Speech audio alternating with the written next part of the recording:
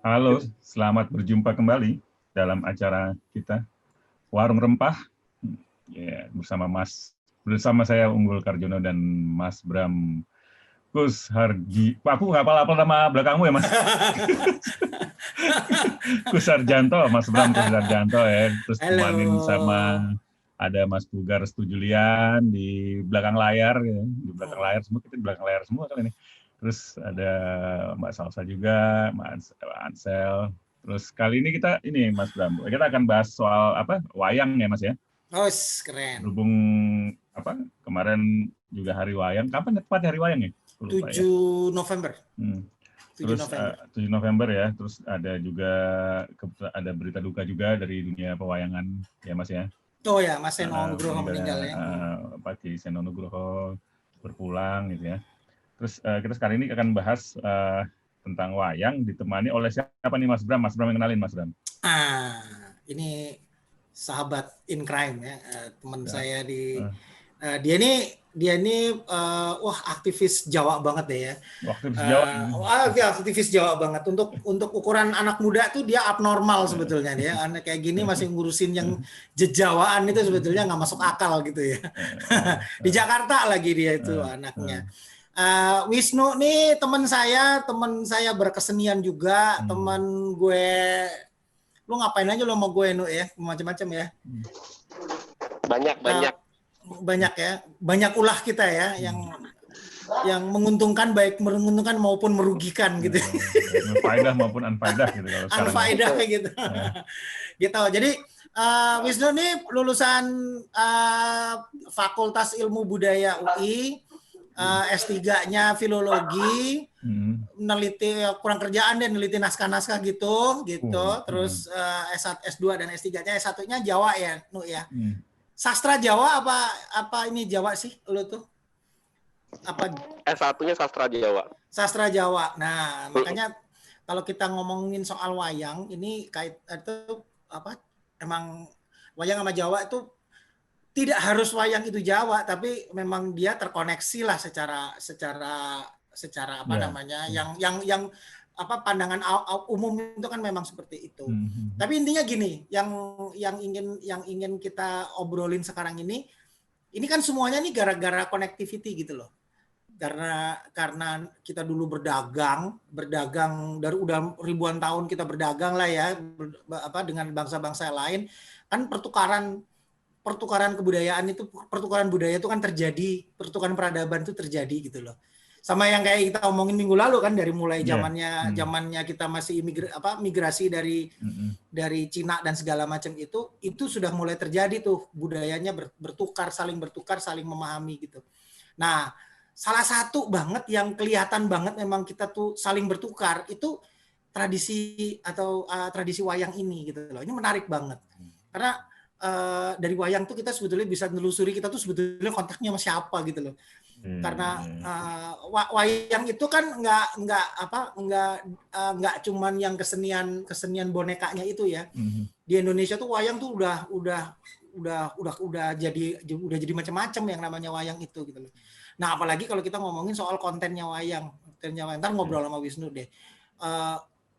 Mahabharata, Ramayana yang asli dari Indianya sono sampai Jawa nggak cuman itu gitu ya.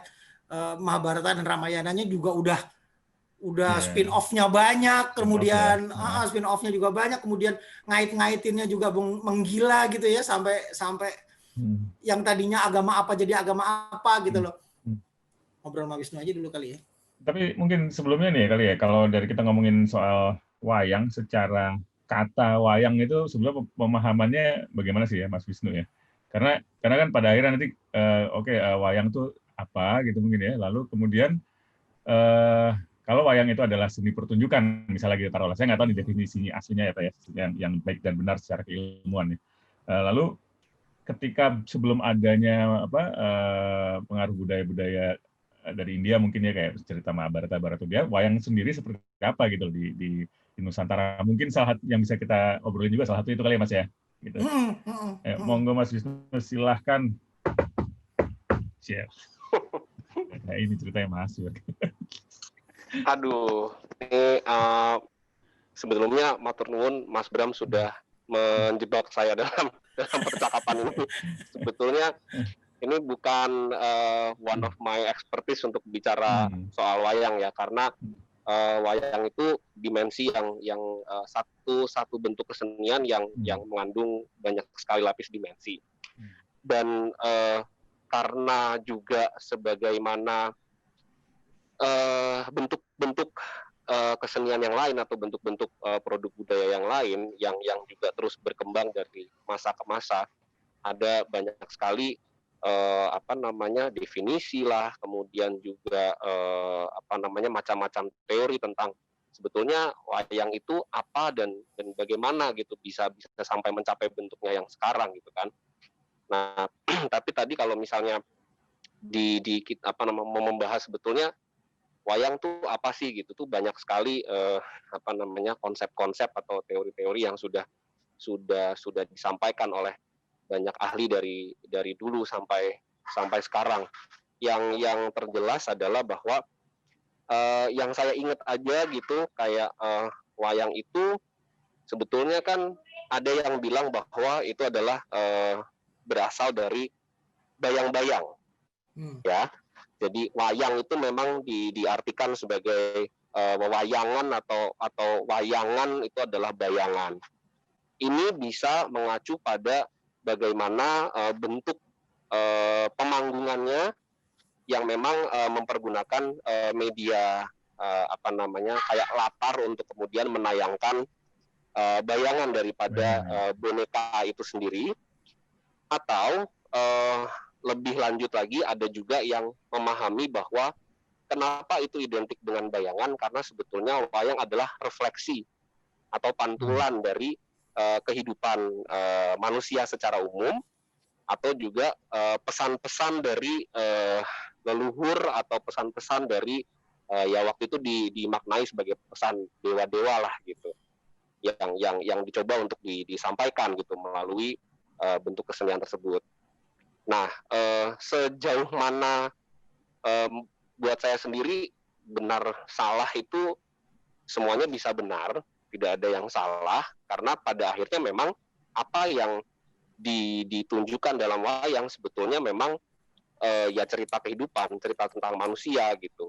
Hanya memang bobotnya menjadi ada added value karena ada nilai-nilai ideal yang mau disampaikan di situ, nilai-nilai ketuhanan, nilai-nilai spiritual dan sebagainya. Saya kira seperti itu sih. Ada lagi nggak Mas Gul? Oh ya, mau dengar ceritanya lebih banyak lagi sebetulnya aku nih, sampai kemana-mana juga sih sebetulnya, kayak tadi salah satunya yang Mas Bram bilang.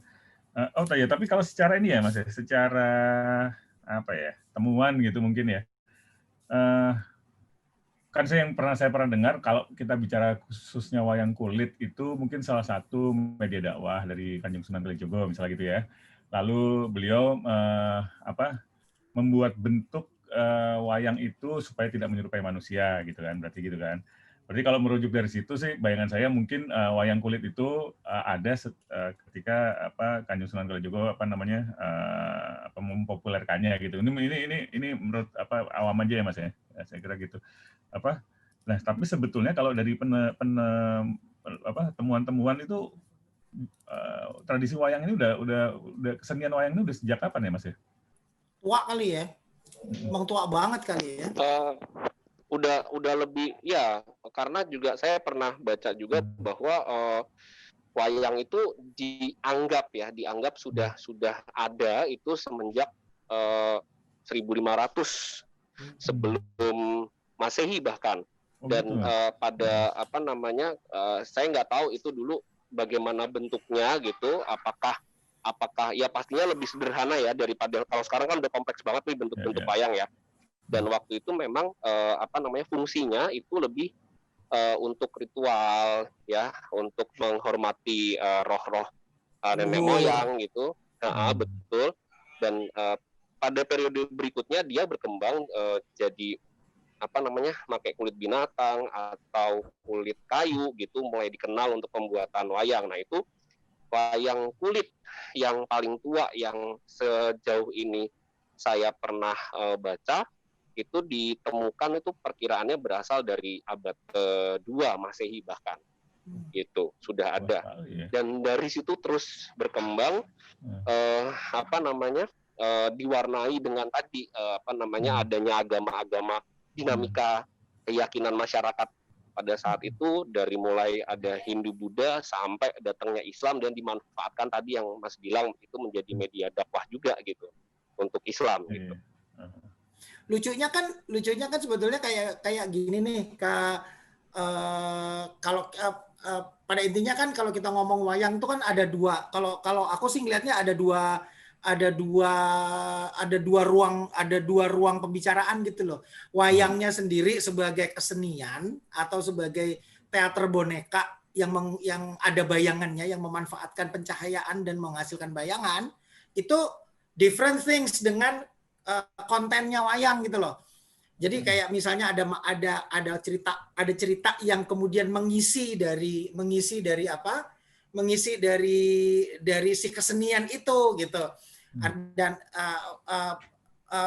wayang yang seni pertunjukan dari kontennya gitu. Jadi kemudian masuknya Mahabharata, kemudian masuknya apalagi itu Ramayana dan segala macam itu kan mengisi konten gitu loh, mengisi konten dari sisi seni pertunjukannya yang disebut dengan teater bayangan itu. Gitu kan lo ya, kurang lebihnya seperti itu ya. Bahasa mudahnya tuh kayak gitu. Nah, yang menarik sih kalau buat gue ya Mas, Mahabharata sama Ramayana itu kan quote unquote import ya dari India, di mana itu terjadi ya karena itu tadi gara-gara kita dagang sama mereka, interaksinya terjadi. Kemudian kayak orang Jawa tuh kayak ngeliatin asik juga ya kalau misalnya teater boneka gue ini kemudian ada ceritanya, nggak cuma sekedar buat quote unquote cuma sekedar buat ritual doang gitu loh, diisi cerita nih. Masuklah kemudian Mahabharata sama Ramayana, yang mana kalau di India sendiri Mahabharata sama Ramayana itu kan itu konten agama kan ya Nuk ya? Gitu ya Nuk ya? Itu kitab suci itu. Gitu. Ini gue punya, nih kayak misalnya, nih ada buku Bhagavad Gita-nya India nih yang tebelnya buat ganjal ini bisa gitu ya, tebel banget nih. Sementara kalau yang kita tahu di tradisi Jawa kan Bhagavad Gita-nya ya adalah bagian dari sebuah konstelasi cerita yang namanya Bharatayuddha itu ada di situ gitu loh. Nah, ajarannya sudah berbeda dengan apa yang ada di sini karena dengar-dengar bisa juga gua salah. Benar dengar-dengar itu bagian dari syiar agama Islam pada saat menggunakan yang digunakan oleh siapa? Kanjeng Sunan Kalijogo gitu. Nah, sampai akhirnya wayangnya kemudian juga diubah segala macam. Jadi kan itu menarik ya, dari dakwah yang satu menjadi dakwah yang satu, mediumnya sama. Mediumnya sama, benar. Itu gitu. Menarik juga sih, kayak gitu. Tapi kalau Bhagavad Gita bukannya di India juga ada di dalam Bharatayuddha Mas ya? Ada sih. Kan sama juga kan? Ya pastilah kita ngambil dari sana juga ya. Coba kalau tapi Wisnu mungkin kali bisa cerita kali ya, Bhagavad Gita yang ada di Jawa itu di wayang yang ada di Jawa ini, itu acuannya kemana sih? Soalnya kan kalau misalnya itu Islam kan Islamnya orang Jawa kan ya begitulah gitulah ya. Kan ya. Apakah itu yang namanya kejawen itu ada di situ yang bersinggungan dengan Hindunya? Apa gimana kalau di Jawa? Nah, sebetulnya aku juga kurang memahami bagian itu ya Mas. Tapi kalau misalnya tadi Mas Bram bilang soal perkara bagaimana kejawen kemudian berdialektika dengan wayang tadi sebagai satu konten gitu, sebetulnya menurutku itu nggak cuma ketika zaman Islam sudah berkembang dan kemudian wayang dijadikan salah satu media dakwah, tapi sebelumnya pun sebetulnya kan artikulasi agama-agama yang kemudian masuk dan meresap dalam masyarakat Jawa itu kan semua kemudian dijawakan, Mas. Jadi memang kejawen itu di sini mungkin salah satu hal yang harus kita luruskan bersama adalah bahwa kejawen itu nggak semata-mata satu elemen aja gitu yang selama ini mungkin dipahami oleh orang-orang secara awam, tapi kejawen itu adalah sikap hidup, cara pandang terhadap sesuatu, terhadap diri, terhadap manusia, terhadap manusia dengan alam dan kehidupan gitu. Jadi memang itu menjiwai apapun unsur agama yang masuk di situ sebetulnya gitu. Kalau menurut saya gitu sih Mas Bram. Ya lebih way of life ya setelah kejawen ya. Yes, betul. Ada miripnya sama ini kalau di Jamaika sama Rastafarian sebetulnya ada itu way of life gitu. Jadi judi bukan merujuk satu agama jadi bukan kayak gitu sih, lebih kayak ke way of life setelah kejawen kayak gitu. Tapi menariknya wayang ya itu ya Mas ya, maksudnya tadi yang Mas Bram bilang juga ya, kita punya, yang aku jadi penasaran tuh karena itu tadi tuh Mas, kayaknya misalnya tadi yang saya bilang tuh kalau wayang dijadikan salah satu medium untuk entah itu berdakwah, entah itu menyampaikan pesan dari pemerintahan misalnya gitu ya ke rakyatnya atau segala macam gitu ya. Lalu masuk cerita-cerita Bharatayuda, Mahabharata. Cuman sebelum itu tuh aku pengen tahu gitu.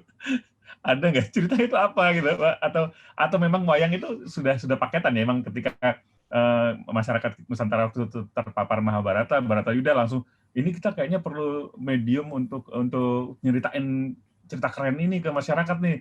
Apa ya udah kita bikin pertunjukan boneka yuk misalnya gitu. Atau apa udah ada pertunjukan boneka dulu lalu tadi ditapin sama cerita konten-konten dari luar gitu. Itu aku penasaran sih sebenarnya kayak gitu. Kalau aku cenderungnya yang kedua tuh. Itu udah ada duluan gitu loh. Baru ceritanya masuk, dan mungkin di zaman sebelumnya ada Mahabharata itu mungkin ceritanya lebih yang mungkin kalau ada cerita lebih kepada cerita yang keseharian atau apa gitu lah, ajaran-ajaran yang mungkin ya kayak gitu, yang nggak tahu gimana Nu? Ada nggak Mas Wisnu ininya apa, entah temuan entah apa gitu yang membahas putar itu gitu? Iya, kalau menurut saya dua asumsi itu bisa saja sama-sama benar ya. Kalau misalnya kita mau jembreng timeline ya, masalahnya kan aku juga nggak terlalu pegang datanya dan segala macam. Tapi kan tadi sudah aku singgung juga di awal bahwa memang pada awalnya sebetulnya kan wayang untuk Nusantara itu kan sebetulnya medium untuk bisa menghormati leluhur. Jadi sebetulnya mereka berusaha untuk membuat bentuk-bentuk yang katakanlah menurut mereka percayai, orang-orang zaman dulu percaya menyerupai leluhur-leluhur mereka gitu. Tapi apa isi ceritanya itu saya nggak terlalu tahu isi ceritanya apa gitu. Jadi mungkin buat saya malah justru sebetulnya wayang ini satu sarana sih, memang media untuk menyalurkan apapun itu gitu. Cara pihak tertentu untuk mengomunikasikan idenya kepada masyarakat yang lebih luas gitu sih. Jadi kontennya memang bisa apapun gitu. Ketika misalnya katakanlah masuk Mahabharata, masuk Ramayana pun tetap bisa diselipkan itu kan sebetulnya gitu. Iya, betul. Nah, sebenarnya kalau based on temuan atau apa ya, data lah atau apa ya yang Mas Wisnu tahu gitu ya. Di Indonesia tuh ada beberapa jenis wayang ya. Atau Mas Bro mungkin jangan juga tahu gitu ya. Yang saya tahu kan cuma gitu aja ya. Wayang golek, wayang kulit, wayang orang, wayang suket, atau ada jenis lainnya lagi yang mungkin ada wayang potehi juga ada lah ya, segala macam. Itu ada nggak? Mas Bram tahu Mas Bram? Yang menarik ya itu tadi Mas, yang menarik itu selain isinya, selain konten, sebetulnya terminologi wayang itu sebetulnya juga saat ini sudah meluas gitu loh. Sampai akhirnya ada wayang orang, yang mana kalau pertunjukan teater itu kan kagak ada bayangannya sama sekali kali. Gitu ya. Itu ya. Jadi kata wayang adalah bayangan jadi hilang di situ kan. Sudah hilang gitu loh. Akhirnya kemudian semacam apa ya? Ada itu kan jadi ekspresi seni gitu ya. Ekspresi kreativitas orang yang menciptakan, gara-gara dia ngelihat wayang kulit, wayang golek, ini juga bisa dijalanin sama orang nih. Kemudian diadaptasi ke manusia, jadi teater, jadilah wayang orang. Akhirnya karena itu ceritanya cerita wayang, akhirnya itu juga wayang gitu. Jadi konteksnya sudah sebetulnya udah bias, isi ceritanya sendiri juga udah kan nggak cuma Mahabharata Ramayana, ada Panji juga di situ. Tahu-tahu ada yang apa sih wayang kemerdekaan lah. Kemerdekaan. Ya kan ada Bung Karno diwayangin juga gitu loh. Terus sama Jan Peter Sun-kun juga ada wayang Pancasila, wayang Suluh. Nah, kalau yang keagamaan kan juga ada itu juga ada wayang Wahyu ya kan ya? Betul, wayang Dupara segala macam yang ceritanya cerita Sunan Kalijogo, wayang Wahyu malah dari Bible ya, dari kejadian sampai lihat juga itu. Sampai kenaikan Yesus gitu. Jadi memang asik gitu loh, itu kreativitas yang gila sih kalau buat gue gitu. Bener Mas, dan menarik juga ya wayangnya ketika salah satu pembuktian bahwa mungkin ribuan tahun, ratusan atau mungkin ribuan tahun yang lalu bahwa memang masyarakatnya tuh butuh hiburan apa ya kalau istilahnya, butuh hiburan yang tidak real atau gitu ya, kayak misalnya kayak musik nyanyi itu kan real ya, dalam artian kita bisa lihat muka orangnya segala macam gitu ya. Ini butuh sesuatu yang beda sama dunia kita nih. Kalau di istilah film kan ada istilah mise en scène gitu ya. Jadi yang ada di screen itu adalah kehidupan yang sesungguhnya gitu. Penonton tuh harus ngikutin gitu. Mereka udah punya kesadaran kayak gitu loh. Itu kan menarik banget sih kalau di wayang tuh. Bener, dan apa ya? Belum itu kalau bicara soal itu Wisnu tuh kita bisa ngomongin ini juga tuh Sanggit misalnya gitu ya. Bagaimana dua dalang menginterpretasikan cerita ya katakanlah Mahabharata misalnya Gatot Kaca lahir gitu. Itu bisa interpretasinya bisa beda-beda gitu loh terhadap Gatot Kaca dalam konsep Sanggit gitu. Sanggit itu gimana ya, Nu ya? Kalau gue ngomonginnya ya. Daya kreasi. Daya kreasi atau kemampuan berinovasi terhadap cerita wayang gitu, dan berarti wayang punya wayang itu punya kelenturan untuk itu ya di dalam betul, struktur baik pertunjukannya maupun sastranya ya. Nah, betul. Lo kan kalau misalnya ini misalnya lo lihat dari beberapa literatur teks sastra Jawa gitu misalnya gitu, itu ada berapa banyak sih pengaruh dari cerita wayang itu kemudian sampai menyusup ke masyarakatnya gitu, sehingga pada saat katakanlah keluarga berencana dulu Pak Harto itu pakai wayang gitu untuk mengkampanyekan KB gitu, sampai Golkar dulu kuningisasi juga pakai wayang gitu kan, itu memang seberapa jauh sih kalau di masyarakat Jawa sendiri gitu? Oke, gue bukan orang antropologi ya, Mas. Jadi ini gue membahasnya berdasarkan data saja gitu ya. Dia tidak turun ke masyarakatnya. Memang wayang tadi seperti sudah disampaikan bahwa memang ini salah satu bentuk hiburan yang zaman dulu populer banget. Bahkan popularitas wayang itu sampai gue lupa, tapi Mas Bram mungkin masih ingat ada dulu satu. Aku lupa itu di karya sastra mana di zaman Jawa kuno itu ada yang menyebutkan yang hanonton ringgit manangis. Itu kan sebetulnya dia suatu bentuk reportase di zaman itu tentang bagaimana respons atau reaksi masyarakat saat itu ketika wayang itu dipertontonkan gitu, bahwa orang-orang itu benar-benar istilahnya dilibat emosi yang luar biasa mengikuti ceritanya, juga daya sanggit dalangnya, juga mungkin dialognya, suasana yang terbangun saat itu, sehingga orang-orang tuh melihat wayang ada yang nangis, ada yang kagum, ikut kesel, ikut marah segala macam gitu kan. Film sekarang ya Mas ya? Ya betul, kurang lebih seperti film sekarang. Jadi memang wayang itu menjadi medium yang luar biasa untuk menyampaikan pesan agar benar-benar nyampe dan ngena banget gitu loh. Sisi emosinya sebetulnya yang disasar itu. Kalau nggak salah tuh Arjuna Wiwaha tuh Mas Bram. Itu kalau lihat di misalnya di ini misalnya di naskah-naskah ya ya.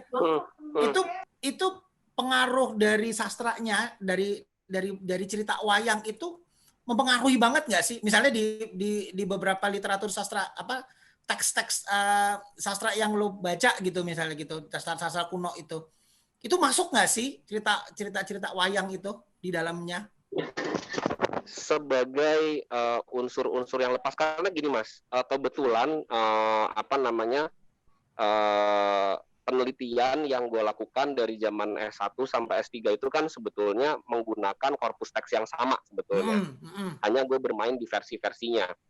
Nah, ada dugaan berdasarkan keterangan dalam katalog naskah bahwa naskah yang gue pakai untuk penelitian itu sebetulnya berasal dari wayang gedok sebenarnya. Which is Panji kan kalau Panji. Cuma ketika gue melakukan pembacaan terhadap 11 varian yang ada dari korpus naskah gue, sebenarnya itu malah nggak ada Panji-Panjinya, justru lebih ke Menak karena naskah gue udah zaman Islam itu. But then mengacu pada penjelasan Pak Purbo Caroko maksud gue, itu kan memang Panji itu kan salah satu karya sastra tertua dan monumental di era Jawa kuno sampai Jawa Tengahan dulu tuh kan. Nah, Panji sendiri sebetulnya adalah bentuk apa ya, semacam bentuk inovasi dari sastrawan atau pujangga Jawa saat itu yang ingin melepaskan diri dari unsur-unsur keindiaan sebenarnya. Gitu, dia coba dengan Panji sehingga ketika Menak pun kepanjian itu masih ada di Menak. Pun pada entah unsur-unsur apanya gitu, sebagai satu elemen-elemen yang saling lepas-lepas satu sama lain, tentu saja unsur kewayangan itu juga muncul dalam setiap bentuk-bentuk cerita itu gitu. Mungkin bagaimana cara menggambarkan tokoh hero misalnya baik di Panji maupun di Menak yang diwakili oleh Wong Agung gitu kan misalnya, itu kan gambaran hero-nya itu kan sebetulnya sangat tipikal sekali Mas gitu dengan gambaran hero dalam wayang gitu. Ya kayak Pandawa lah ya. Kalau perang nggak bisa kalah, terus bujune akeh kan kayak gitu-gitu kan gitu. Itu menarik tuh Mas Sunggul. Kayak tadi yang disampaikan, mungkin aku jelasin wayang Menak gitu ya. Wayang Menak itu kalau Panji kan ceritanya dari itu ya, dari Erlangga zaman Kediri itu ya. Biasanya kerajaan-kerajaan ya. Kerajaan Jawa yang zaman Mataram kuno kemudian pecah jadi dua tuh Kediri sama Jenggala. Nah, kalau Menak ini menarik lagi nih Mas, karena itu ceritanya cerita itu kalau di bahasa Inggris itu kayak The Chronicle of Amir Hamzah gitu loh. Jadi itu cerita Persia yang kemudian diadaptasi dalam selama perdagangan. Pokoknya kalau orang Persia dagang selalu bawa itu, sama kayak orang Jawa dagang keluar bawa cerita Panji gitu loh, kurang lebihnya kayak begitu. Orang India bawa Mahabharata, orang Persia itu bawa cerita Hikayat Amir Hamzah itu. Akhirnya lucu tuh, Hikayat Amir Hamzah tuh di Sumatera ada, di India ada, di sepanjang pantai pesisir tuh ada. Di Jawa dia diwayangkan gitu loh. Jadi namanya wayang Menak gitu. Itu apa Timur Tengah banget gitu loh. Not necessarily dia itu Islam ya, kebetulan masa itu pada saat penyebaran agama Islam masuk, akhirnya nilai-nilai Islam ada di situ gitu loh. Tapi itu Persia ya Nu ya, bukan Arab kan tuh ya, Persia ya. Ya Persia, kemudian ke Melayu, baru ke Jawa, begitu urutannya. Jadi yang Jawa itu sebetulnya versi adaptasi dari Melayu, tidak directly dari Persianya. Justru yang aku nggak melihat ada koneksi langsung itu ke dengan wayang itu yang directly itu memang ada pengaruh itu Buddha sama Kristen sih sebetulnya. Karena kalau Kristen kan after itu ya, setelah wayang udah established, gereja make itu jadi dia bikin wayang itu. Buddha kayaknya juga gitu deh. Wayang Buddha itu kan baru ya setelah itu yang menciptakan salah satunya almarhum Pak Panggawi. Pak Pangga barusan meninggal loh, Isnu. Jadi itu beliau yang salah satu penciptanya wayang Buddha itu. Tapi kalau yang Islam itu obvious banget. Wayang Hindu tuh di twist sama Sunan Wali Songo itu. Ya menarik ya Mas. Tadi tuh juga tuh menarik juga tuh. Jadi tadi sambil dengerin sambil ngelamun-ngelamun ya. Berarti kalau misalnya beberapa tadi apa kisah-kisah gitu entah yang dari Persia, dari India atau dari sini ke sana gitu ya. Yang tanpa menggunakan wayang mereka bertuturnya menggunakan apa ya? Rata-rata musik apa? Nggak buku juga kan berarti ya. Buku mungkin setelah ketika mereka menuturkan kisah-kisah tadi gitu kan. Selain medianya wayang gitu ya. Atau taruhlah tadi Mahabharata dituturkan pertama kali ke kita gitu ya. Itu gimana ya? Itu bagian dari ini nggak sih, No? Bagian dari tradisi lisan nggak sih awalnya? Kalau kayak gitu tuh. Kali ya. Karena kan bukan buku pasti ya kalau menurutku ya, nggak tiba-tiba ngasih datang gitu ke sini gitu lagi berdagang rempah terus ini ada buku bagus nih baca deh kan belum tentu dibaca juga kan gitu ya. Aku nggak ngerti deh tuh. Itu ajaran dan itu kan masuknya dalam bentuk ajaran apalagi kalau Ramayana Mahabharata ajaran agama kali ya. Dan mereka lagi kan kalau ngomongin wayang di kita kan ini aku nggak tahu ya mungkin aja bener kan beberapa banyak orang juga mungkin tadi ya saking menjiwainya si Sang Dalang itu menutur mendirect wayang-wayangnya gitu ya sampai kesannya terbangun sedemikian bagus emosi penonton jadi terbawa. Jadi akhirnya kan seolah-olah karakter real gitu ya Mas ya. Gatot Kaca, Arjuno sampai akhirnya jadi ada Gunung Arjuno, ini ada petilasan Gatot Kaca yang aku nggak tahu mungkin siapa tahu emang bener ada Gatot Kaca zaman dulu aku nggak tahu juga ya. Tapi kan kalau yang umumnya kan kita mungkin itu orang ngarang aja ini petilasan Gatot Kaca, ini ada desanya siapa, itu ada semua kan. Jadi ngebayanginnya gini Mas kayak misalnya aku senang Star Wars nih, senang banget Star Wars gitu ya. Nanti berapa ribu tahun kemudian tuh ada nih ini desanya Luke Skywalker ada di sini loh di Cimanggis. Bayangin gue kayak gitu. Saking ya. Kan pecinta Star Wars sudah mengajukan Force itu jadi agama kali. Ada Mas. Jedi pun juga ada sekarang kelompok Jedi itu ada beneran tuh sekarang di Amerika itu. Kayak gitu-gitu. Jadi kayak emang menurut gue ya merasuk wayang tuh entah mungkin cara membawakannya yang sedemikian luar biasa hebat atau kontennya sendiri sangat-sangat hebat. Jadi kayak udah real gitu. Kalau menurut Wisnu gimana, Nu? Itu kan segitu fanatiknya gitu ya orang masyarakat. Kita ngomong masyarakat Jawa dulu deh. Padahal kalau wayang kan sebarannya juga di Banjarmasin ada, di Palembang ada. Tapi katakanlah di masyarakat Jawa sendirilah. Ada loh mereka punya kepercayaan bahwa Semar tuh memang exist gitu loh, memang ada gitu loh. Tanggapannya gimana dengan terhadap hal-hal yang terjadi di masyarakat tradisional Jawa kayak begitu?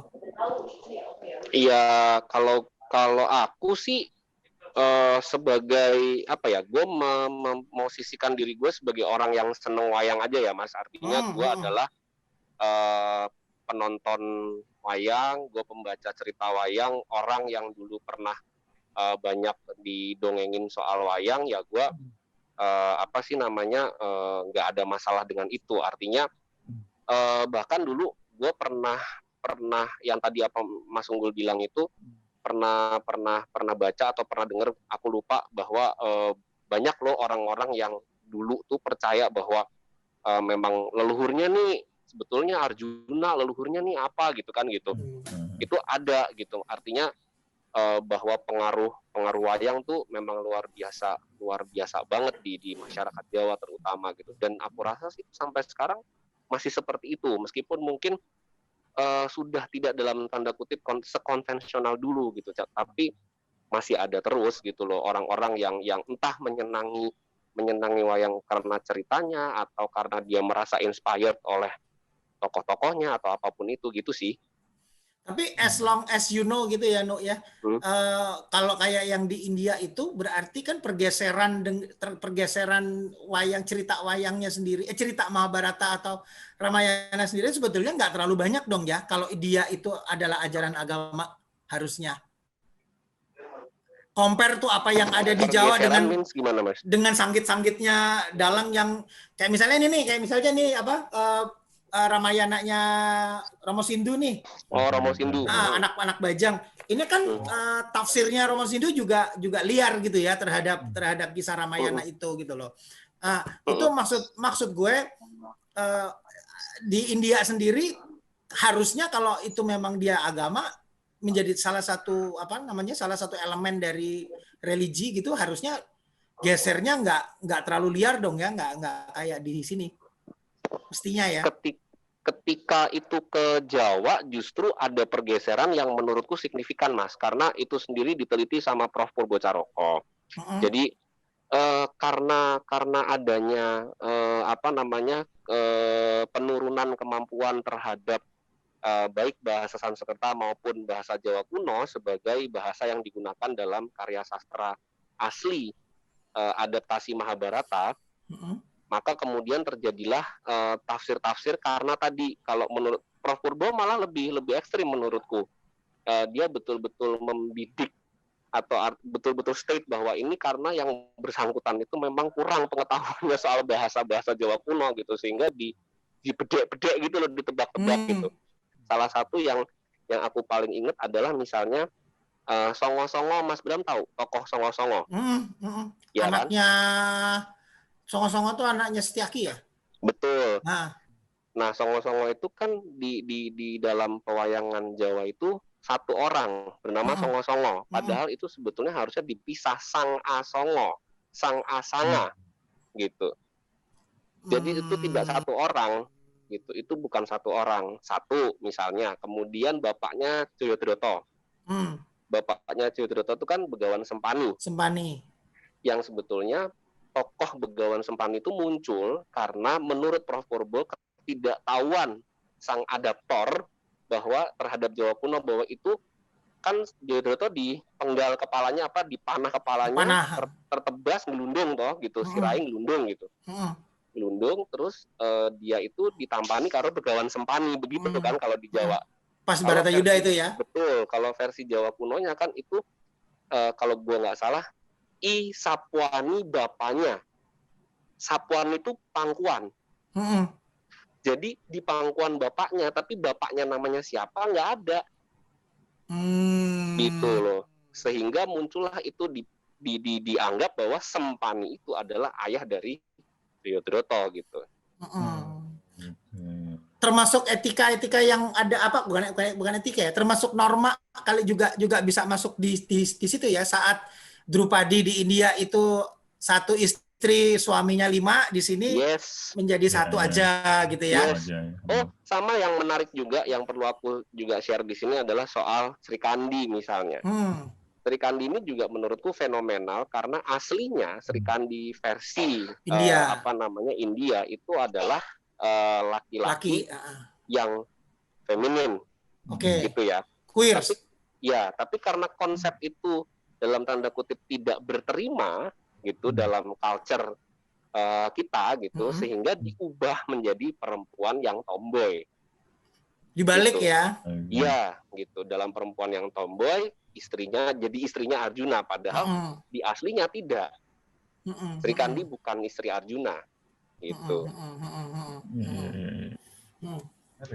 Asik ya? Asik ya. Dan aku juga menarik dengan cerita Ramayana gitu loh, Nuk. Dimana kalau aku baca di beberapa novel India gitu ya, beberapa novel atau nonton di film serial Ramayana kayak di India itu, semuanya berhenti di Rama, Sinta, yang tahu-tahu udah ada Rahwana yang orang jahat itu gitu loh.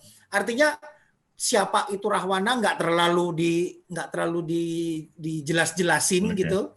Apalagi kalau di Jawa kan ada tokoh sebelumnya yang Ramayana itu kan jadi panjang banget karena ada Arjuna Sasrabahu lah, ada Sumantri lah, ada apa, kan nggak ada semua gitu ya.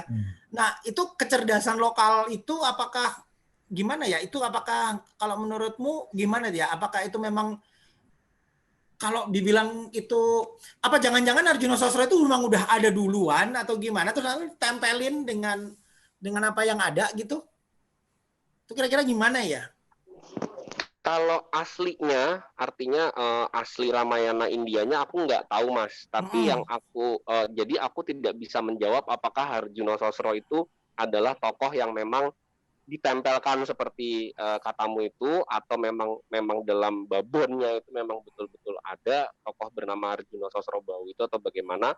Cuma memang aku mengakui satu hal bahwa memang dalam sanggit Ramayana itu sedikit sekali yang banjar dari awal sampai akhir. Jadi kita beneran tahunya Ramayana tuh cuma tentang Rama dan Sinta ini gitu loh, yang mana Rama menjadi ribet karena Sinta yang juga ngeribetin gitu kan gitu. Cuma pun menariknya ternyata banyak sekali yang aku pernah dengar gitu, banyak sekali akhir cerita Ramayana yang sebetulnya beda-beda versi juga gitu loh. Not to mention Romo Sindu ya gitu maksudnya, untuk kita maksudnya gitu. Tapi di sananya pun akhirnya beda-beda gitu loh. Gitu. Nah, apakah yang aku tidak bisa jawab, apakah kelenturan itu di sana memang diizinkan atau dibolehkan ada gitu, atau memang khusus untuk Ramayana seperti itu dan Mahabharata tidak? Aku nggak bisa jawab tuh. Gitu. Soalnya kalau Mahabharata itu kan wah kompleksitasnya lebih gila lagi lah itu di Jawa kan, apalagi di Jawa ya. Sementara kalau di ini juga Mas ya, kalau di Sri Lanka juga ada versi sendiri soal Ramayana yang aku tahu ya kan. Versi Rawananya jagoan ya di sana ya. Rawana jagoan gitu, dan aku sebenarnya cenderung agak suka tuh versi mereka. Cenderung suka tuh. Gitu. Nah, menarik juga tuh kayak misalnya konsep dewa-dewa gitu ya. Kayak misalnya ada kayak semacam mereka saat menarik satu benang gitu ya, di mana pokoknya nih Semar sama Togok nih harus muncul gitu loh ya, kemudian ditarik mundur gitu loh. Oh, dia itu kakak beradik dengan Batara Guru lah, dengan Batara Guru, kemudian menurunkan dewa-dewa, dan kemudian ada konflik antara Antogo sama Ismoyo itu, dan menjadikan mereka menjadi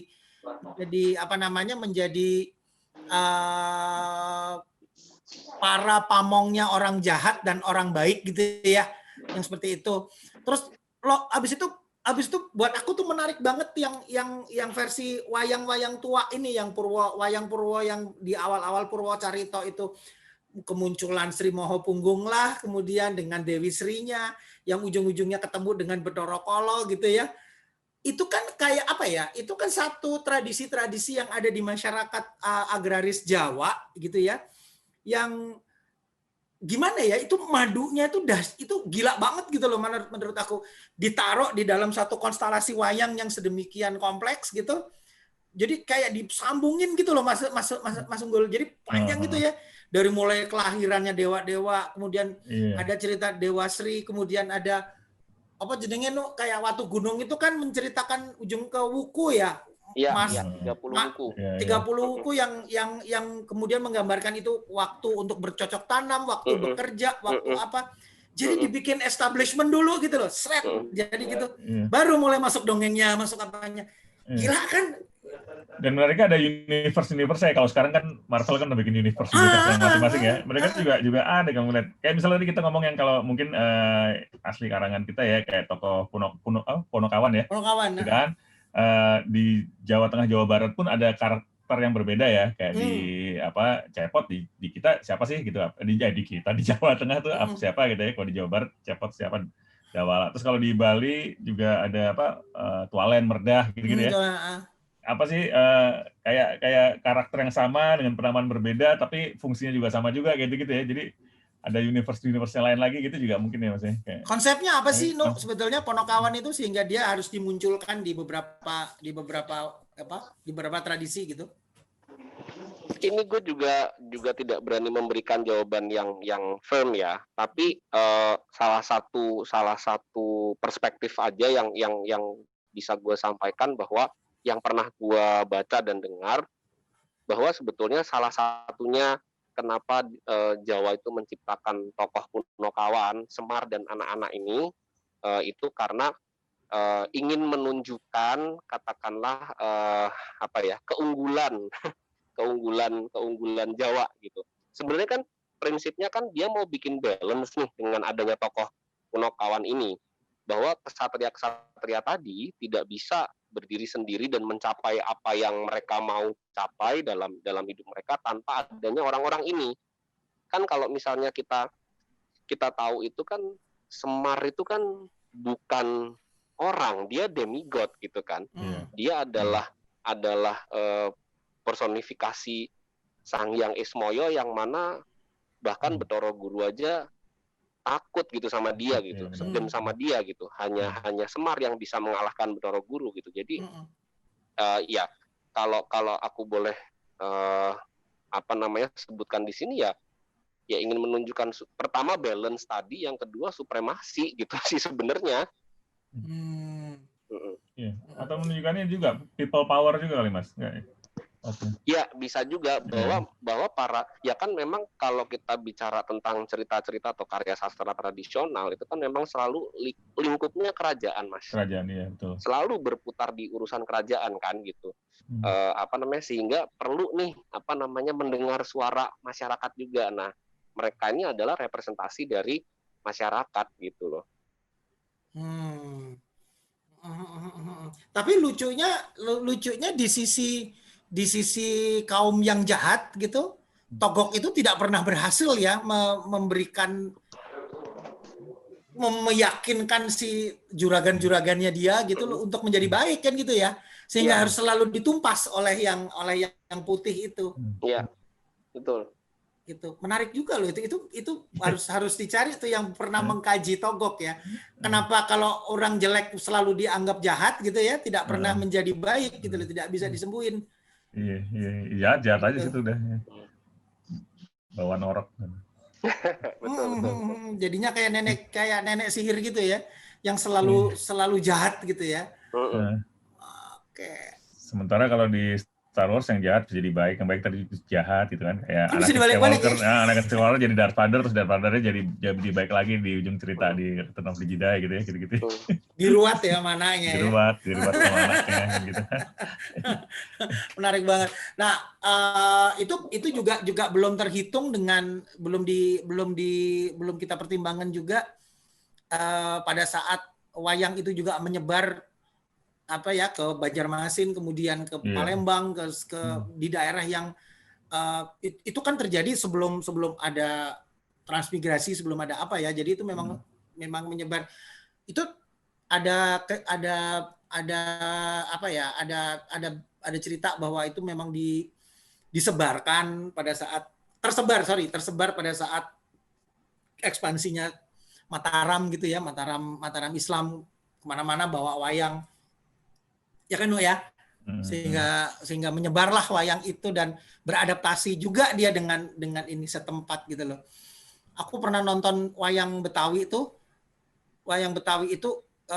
time kalau kita ngikutin timelinenya wayang Mahabharata itu agak kaget-kaget gitu ya, tiba-tiba di Sembodro itu bisa ketemu Kumbakarna gitu.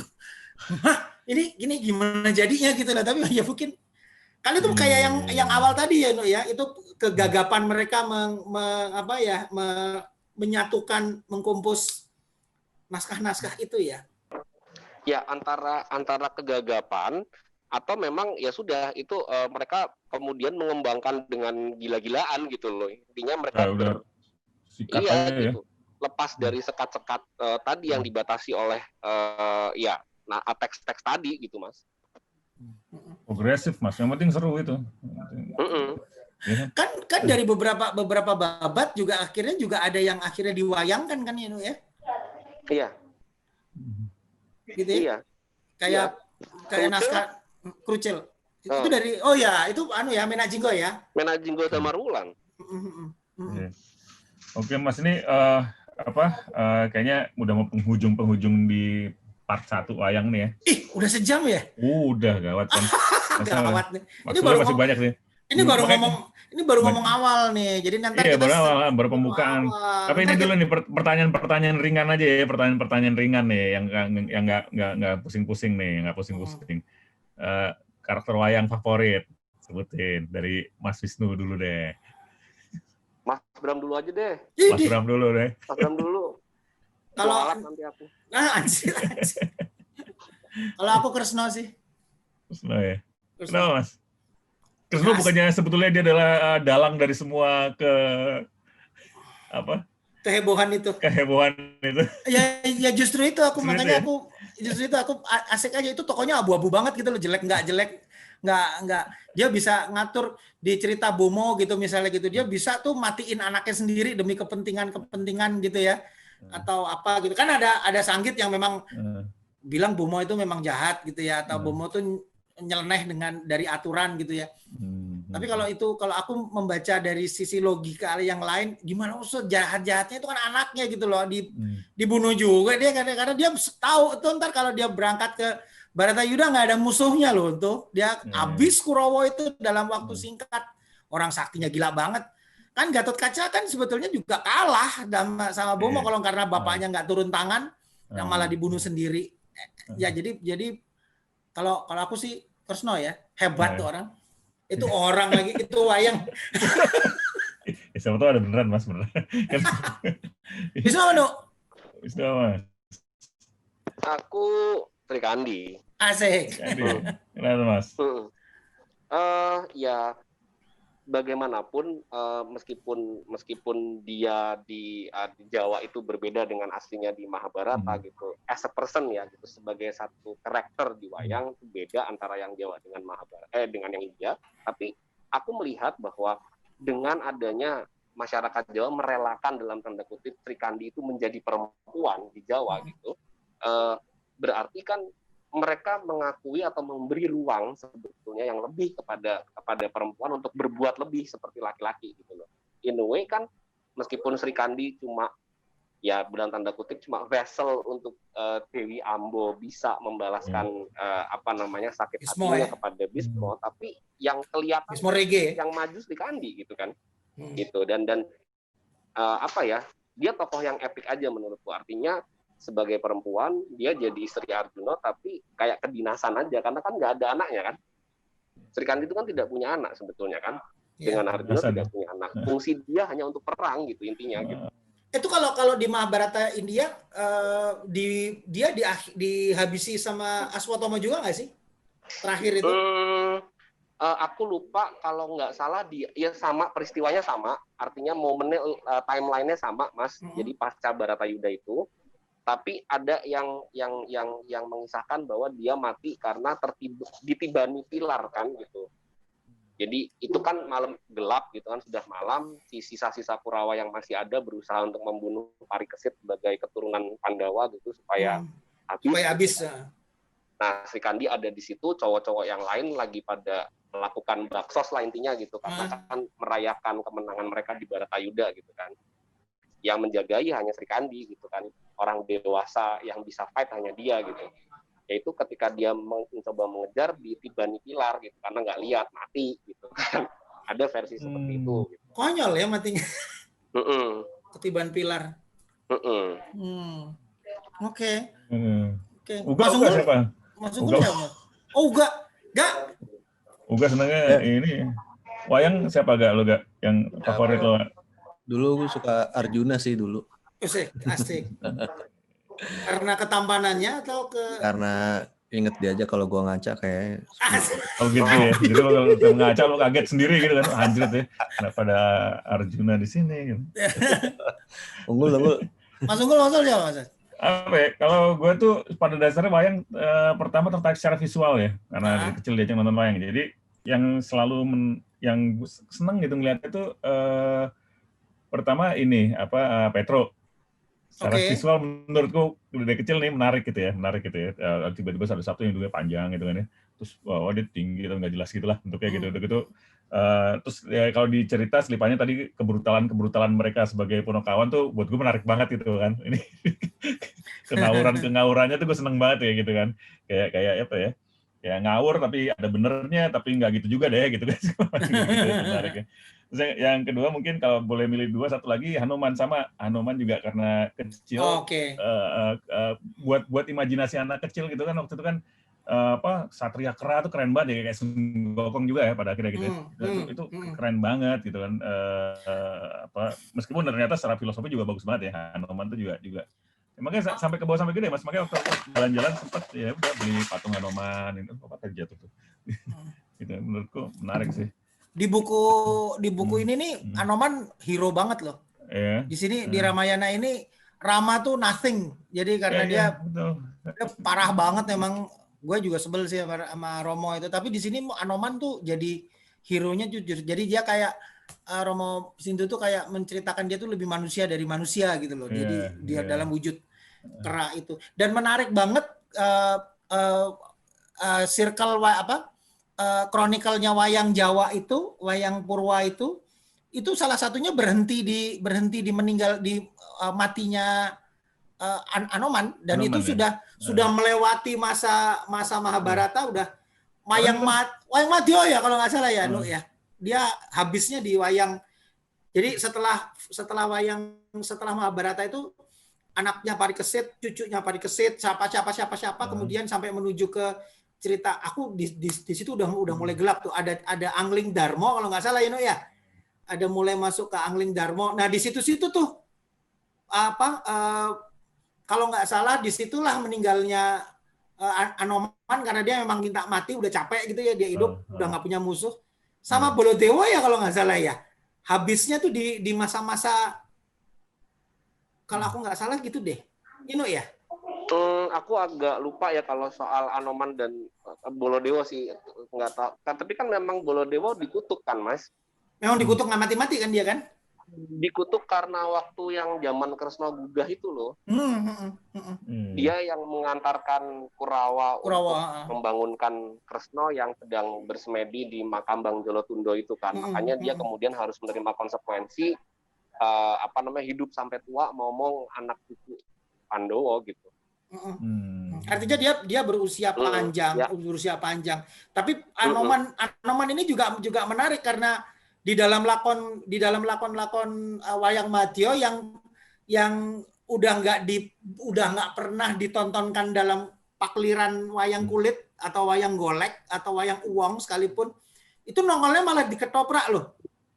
Aku beberapa kali nonton ketoprak itu yang lakonnya udah mulai masuk ke Angling Dharma yang kayak gitu-gitu. Di situ tuh matinya si Anoman, yang artinya juga memungkas putaran dari cerita Mahabharata itu. Nah, gue nggak tahu tuh kalau itu dia nyambung ke Panji lah. Kalau kan beberapa orang Jawa kadang-kadang suka maksain gitu ya, Nuk ya. Disambung-sambungin lah tuh ke Panji, sambungnya ke Mahabharata, kemana ke Majapahit lah. Wow, tiba-tiba jadi Presiden Soekarno adalah titisan Wisnu. Bukan Wisnu aku ya. Oke, thank you. Panjang, kayaknya harus ada ini, Mas. Harus ada nanti mungkin episode 2-3 gitu. 2-3 kita bisa bahas lebih spesifik lagi, Mas ya. Mungkin kita bahas satu cerita gitu ya yang spesifik, boleh. atau karakter gitu, atau karakter jahat nih, karakter baik kita bahas semua. Boleh, ntar aku selain Wisnu nanti aku kita panggil juga tuh nanti teman-teman yang memang sekolah dalang gitu ya, pedalangan gitu. Seru pasti tuh nanti cerita bisa boleh. Ada banyak cerita Pandowo yang aneh-aneh soalnya ya, yang di Indianya nggak ada. Itu sensor gitu, Pandowo. Pandowo X. Oke, thank you banget Mas Wisnu ya. Thank you ya. Thank you banget. Thank you. Mas Bram, sampai ketemu lagi ya. Sampai minggu depan ya. Sampai minggu depan. Dengan cerita yang lain. Siap. Thank you. Assalamualaikum. Waalaikumsalam warahmatullahi wabarakatuh.